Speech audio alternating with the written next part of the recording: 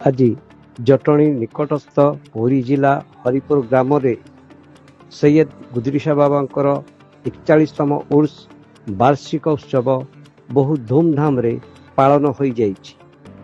एथिरे कटक, भद्रक, बालेश्वर, बरहमपुर, पुरी, भुवनेश्वर एवं बहु जगार श्रद्धालु दर्शन करने को आसीथिले। एटारे हिंदू मुस्लिम समस्ते एकाठी होई आयोजन करती। हरिपुर ग्राम रे भाईचारा देखिया को मिली।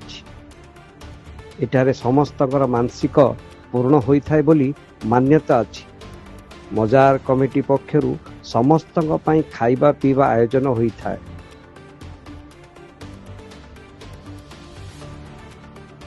एही उत्सव 2 दिन धरी पालन होइथाय। प्रशासन पक्षरु समस्तक प्रकार सहयोग जोगै दिया जाइछि। एही उत्सव बहुत शांति श्रृंखला रे पालन करा जाइथा। जटणीरू मोहम्मद परवेज को रिपोर्ट, RNC रजा न्यूज। खराब रहा इसलिए वो आ नहीं पाए, इसलिए हम लोग को भेजे, हम लोग भी आए हैं। लेकिन बहुत कॉमेडी वाले भी बहुत मेहनत करके बहुत अच्छे से किए हैं। इंशाल्लाह हम लोग भी साथ रहेंगे। इंशाल्लाह आगे को बहुत अच्छे से हम लोग ये उर्स को सब मिलकर बनाएंगे। और तांकर दर्शन करी तांकर सब शुभकामना तांकर निकट रे से जणैछंती। आम प्रोग्राम टा सक्सेस होईछि। अपना पहचान है हजरत सैयदना गुदरशाह रहमतुल्लाह अलैह का दर कुत्ता खादिम हूँ मैं, और यहाँ पर 41 उनके बारगाह में खिदमत में गुजारा हूँ।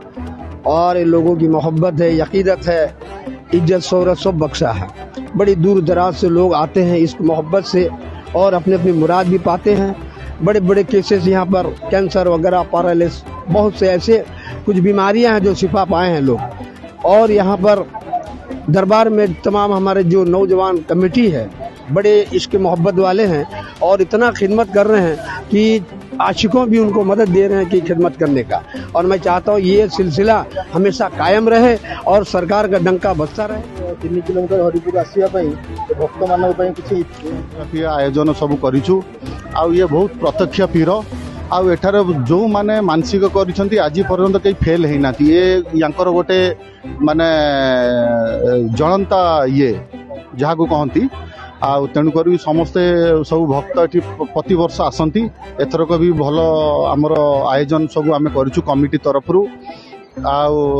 जेतिकी अधिक रु अधिक हो पारिबो तांको आमे ये करछु। लोक जेमती हैरान न होंतु खाइबा पीबाठु नेकी सब आयोजन एठारे हेइछि।